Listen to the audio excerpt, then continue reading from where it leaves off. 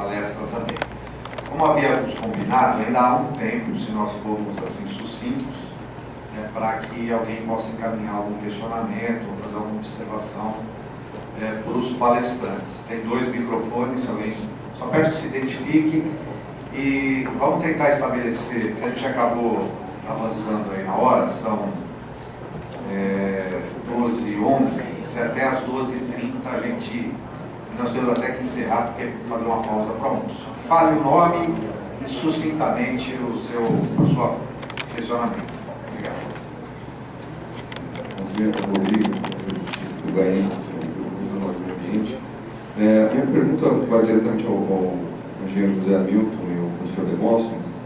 Nesse diagnóstico de carência de árvores no município, uma pergunta em relação ao caso específico da Congás.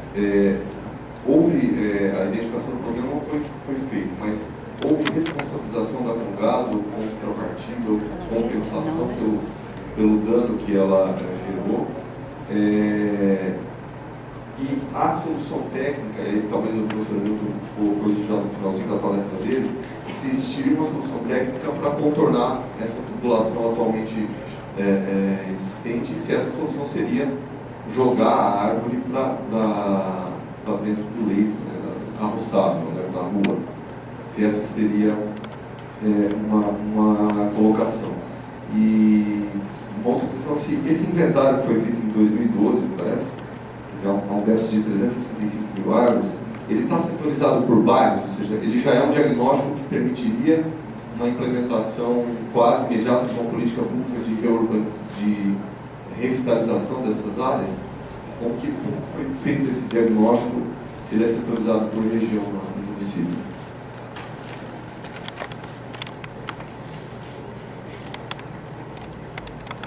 Eu queria...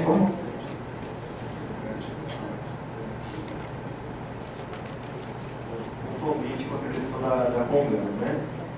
No momento do levantamento do censo de 2007, ela estava entrando exatamente em operação na cidade. De nosso conhecimento, ela fez uma contrapartida, que foi a doação de em torno de 3 milhões de reais para a Prefeitura de Campinas. 6 milhões de reais, que foram investidos, teoricamente, em parques municipais, Parque das Artes, que era para ser feito para isso. Não, dá licença, foi no Swiss Park, aquele negócio que está interditado hoje em dia, Centro não sei o que dos Esportes. Uma troca foi pelo Swiss Park, tenho isso em matéria de jornal para quem quiser. Desculpa a interrupção. A princípio também seriam os parques temáticos da cidade, né, que depois a Teresa explicou um pouquinho mais aprofundado. Infelizmente, né, não houve estudo de impacto ambiental local, né, na área urbana e nem estudo também para se desviar essas redes. Então, a questão da locação ela poderia ter sido melhor estudada, a contrapartida ambiental também da empresa poderia ter sido realizada de uma maneira mais correta para o seu público consumidor, né? E o poder público também como direcionador também dessa locação das redes, né? Mas não houve uma preocupação, a rede foi perfurada, eles colocavam tapumes, né? Era muito rápida a operação, então os tapumes eram colocados em frente às árvores, em um dia já fechavam tudo, não deixavam, para a gente tirar fotos também, teve algumas fotos que foi complicado na fazenda, né? Não era nem por que vocês estão tirando foto, né? Então foi uma complicação nesse sentido. A questão da presença, né, de árvores no leito carroçável, eu acho que isso vai poder falar um pouquinho melhor, mas no caso, por exemplo, do compartilhamento de redes, né, ela tem áreas preferenciais para alocação. O leito carroçável é área preferencial. Quando a gente fala de um desenho urbano compatível, as calçadas também deveriam ter um replanejamento. Nossas calçadas relativamente são estreitas, né, e elas comportam todas as redes de utilidades públicas, né, serviço de energia, de água, passa, esgoto. Então, quanto mais as redes comprometem esse espaço, a arborização também fica comprometida. Então, a gente tem que adaptar também a questão da presença da arborização com também o abastecimento. E sem esquecer que a arborização também é uma rede de infraestrutura fundamental da cidade. Eu creio que, depois eu vou passar a palavra para o Demóstenes. A questão do segundo tema, que foi o inventário, o levantamento da arborização total, são duas coisas diferentes. O primeiro foi o censo do bairro Campinas, que foi um estudo feito em 2007, foi o primeiro estudo da cidade de Campinas. Embora a lei municipal preconize levantamentos temporários da arborização, ou seja, a cidade tem que fazer inventários, tem que caracterizar como que é feito, o primeiro estudo da cidade foi um estudo acadêmico, da Universidade de São Paulo, que no caso foi a tese de mestrado. A Embrapa desenvolveu um estudo também à parte, na figura do Dr. Ivan Alvarez, que está presente aqui na plateia, ele vai poder também, se tiver a palavra, poder falar melhor. Eles caracterizaram o levantamento. Então, assim, hoje a gente tem uma estimativa bem próxima da real, que é o estudo do isso, da condição precária também da situação urbana da cidade. Ele fez um levantamento da área urbana como um todo. Acredito que foi respondida a pergunta. A questão de colocar árvore no meio do calçado, ela vai depender de um estudo de como que esses encanamentos na cidade de Campinas estão dispostos. No caso de Piracicaba, uma maior parte da cidade, tanto a rede de fornecimento de água quanto de esgotamento sanitário vai estar alocada logo abaixo da calçada. Então você tem bairros, um dos maiores bairros da cidade alta, que é inteirinho a população toda alocada na calçada. Então, isso está a cerca de 40 metros de profundidade, 40 centímetros de profundidade. Então, você tem uma rede vital que está competindo com as raízes das árvores. Então, a solução seria, para esse bairro, seria aquela lá, seria deslocar a árvore para onde os carros estacionam e fazer canteiros de maior largura, em que as árvores pudessem se sustentar melhor e também se deslocasse do alinhamento da fiação. Então você teria um espaço garantido melhor para as árvores e aí um sombreamento da área asfaltada mais eficiente. Agora, aqui em Campinas nós deveríamos pensar um pouquinho mais sobre essa questão. Acho que não seria uma solução, só essa solução, uma solução definitiva. Isso é uma ideia de arranjo, para mostrar que é possível colocar árvore de grande porte até em ruas estreitas. Agora, aqui, o que poderia ser feito era ter se enterrado abaixo de 40 centímetros ou abaixo de 1 metro toda essa rede de gás também. Então, se a profundidade for além de 50 centímetros, está garantido para a árvore. A árvore não vai ter problema nenhum com aquele encanamento. Porque 90% do sistema radicular das árvores está localizado nos primeiros 50, 60 centímetros de profundidade do solo. Obrigado, professor. Deixa eu só, para ter uma ideia, quem levantar a mão que gostaria de fazer uma intervenção? 1, 2, 3, 4, 5, 6. Eu vou fazer uma sugestão que a gente possa fazer em bloco. Então todo mundo questiona, se for direcionado, vamos anotar e aí a gente responde de uma forma para tentar agilizar. Obrigado. Meu nome é João Pedro, eu sou presidente do bairro da Vila do 5 de Maio. Eu vou ser bem objetivo, praticamente objetivo. Eu trabalho na Sanasa, eu fiz biologia também, sou tecnólogo e sou técnico de engenharia também. A Sanasa, ela pega um quarto do lado esquerdo da rua e um quarto do lado direito da rua para fazer suas tubulações, certo? A profundidade eu não me lembro aqui, né? Então, mas é um quarto do lado esquerdo e um quarto do lado direito. A rede de água e a rede de esgoto. Ela pega um quarto da rua, certo? Acho que eu preciso entender mais ou menos, né? Se a rua tem 7 metros de largura, você tira um quarto ali e um quarto da rua, tá? Ela separa assim.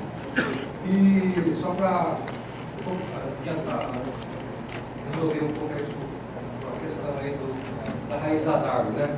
E eu queria fazer assim uma colocação, tá? Do córrego do Serafim, né? E ao mesmo tempo também lembrar um pouco lá da Lagoa do Taquaral. Vou falar rápido da Lagoa do Taquaral. A Lagoa do Taquaral, acho que, se eu não me engano, por volta de 1910, por aí, 1900, sei lá, 1900, por aí, essa época, lá tinha muita argila, né? Ali era, a Lagoa do Taquaral era muito limpa, a água era uma maravilha, né? Tanto é que vinha visita de muitas pessoas de outras cidades, daqui do Brasil, até do exterior, né? Para turismo ali era ótimo, o povo gostava de vir ali.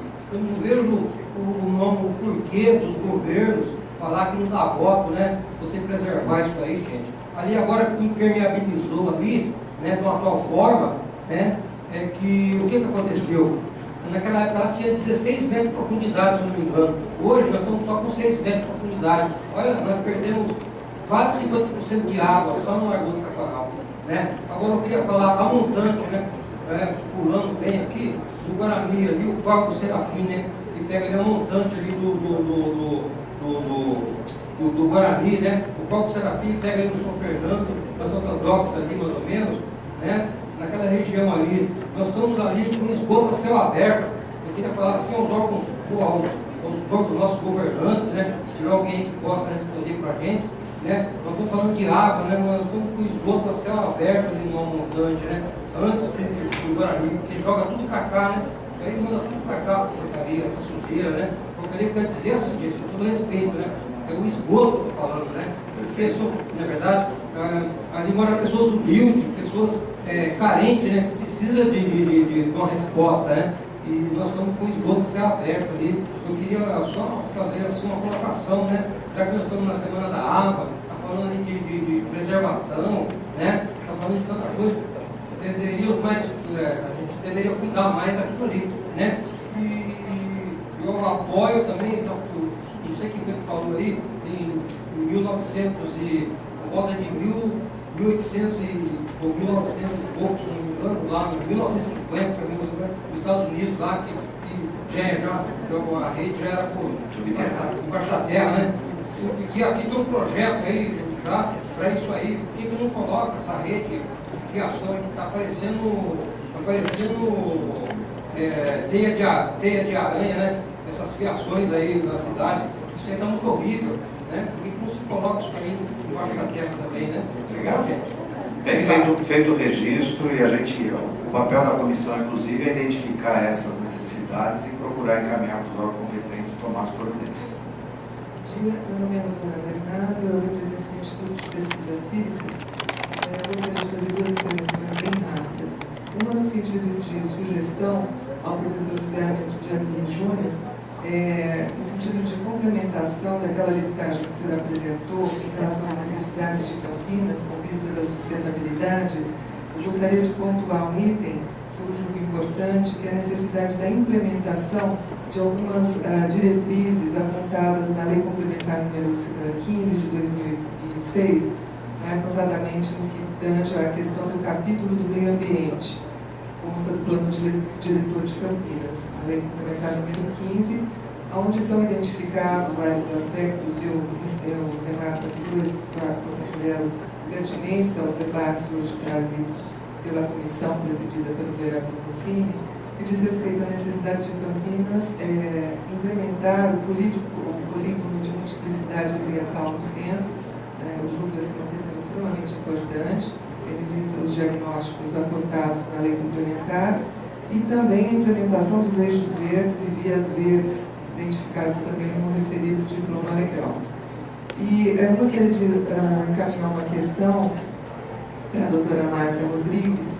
Eu gostaria de saber se ela tem informação a respeito de como ficou no Código Florestal, discutido no ano passado, a questão da ocupação da planície de inundação. Obrigada. Obrigado, Rosana. Próximo, a gente está anotando e vamos responder em bloco aqui. Bom dia, meu nome é Silvia, sou engenheira, trabalho na Secretaria do Verde, Desenvolvimento Sustentável.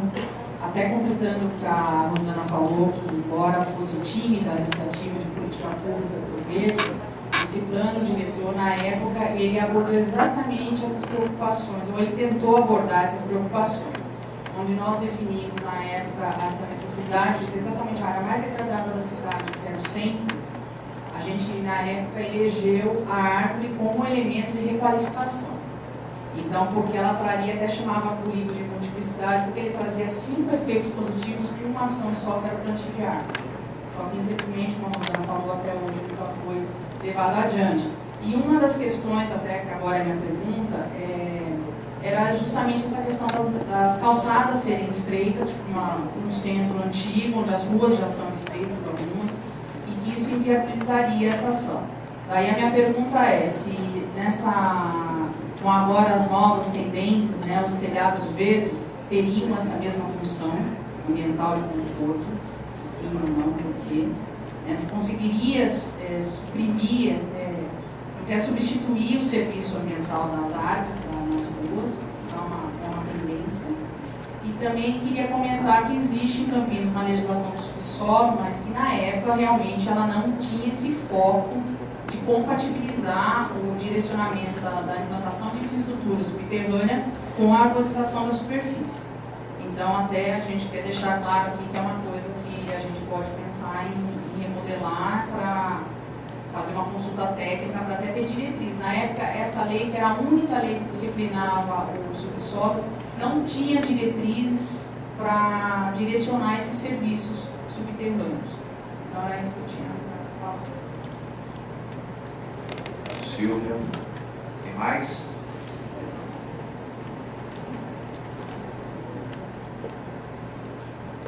Bom dia a todos, boa tarde já, né? Primeiro, para parabenizar os palestrantes, gostei muito das contribuições, teve a professora Nossa, um prazer, o pessoal da cidade já se viu bastante ali. Veja bem, uma questão só a ser colocada, que eu gostaria do comentário de vocês três, é sobre a questão de serviços ambientais, né? Pagamento dos serviços ambientais. Dentro da sua colocação, Demóstenes, eu achei bem interessante que você mostrou algumas formas de viabilizar o plantio, né? Agora, eu vejo essa questão econômica muito importante, porque é um custo muito alto. Esse levantamento aí que foi citado mostrou um déficit grande, e a gente está tentando colocar agora à disposição por um convênio com a prefeitura. Quer dizer, a gente está criando uma interface de dados que até no futuro a própria população vai poder ter acesso e saber onde falta árvore e tudo mais. Então a gente já sente dentro da cidade essa questão crítica em relação à importância da arborização. Mas aí, aproveitando o vereador Rossini, que é um batalhador aí das questões ambientais, uma coisa que eu coloco: se a gente trabalhasse de alguma forma para poder financiar por meio de empresas que são os poluentes, baseando-se no princípio do poluidor-pagador, por exemplo, uma empresa de ônibus, uma empresa de táxi, uma cooperativa, que pudesse financiar, uma vez que eles estão aumentando essa questão do carbono, todas essas questões ligadas ao aquecimento global, e que a gente pudesse diretamente estar utilizando recursos por meio de uma lei, talvez, que financiasse essa questão viária. Eu gostaria que o Demóstenes comentasse um pouquinho, porque eu sei que ele tem trabalho sobre valoração da arborização, né? Que eu acho importante como base para um tipo de estudo. Só um minutinho. Obrigado, Ivan. Nossa, Porque tem mais alguém levantou o braço por ali. Ele. Quem vai? Queria falar? A minha está escrita lá. Escreveu. Ah, já está escrita? E você? Eu?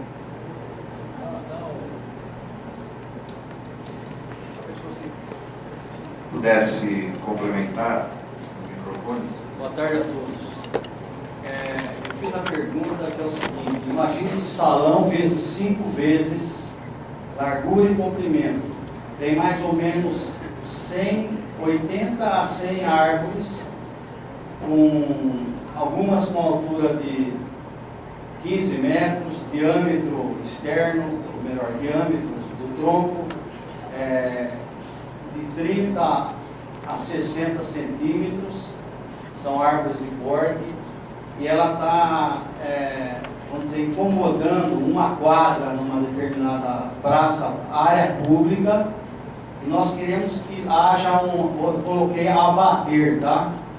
De 80 a 100 árvores, nós queremos que tire 30 a 40. Qual seria a conduta do DPJ em fazer isso aí funcionar que nem um carro de Fórmula 1? Encosta no box em 7 segundos, deixa o tanque e vai embora. As demandas de pedido de podas de árvore na cidade vamos dizer, o estoque hoje para fazer poda, ele gira, sei lá, em torno de 2.000 a 5.000 árvores. O atendimento disso à população de Campinas.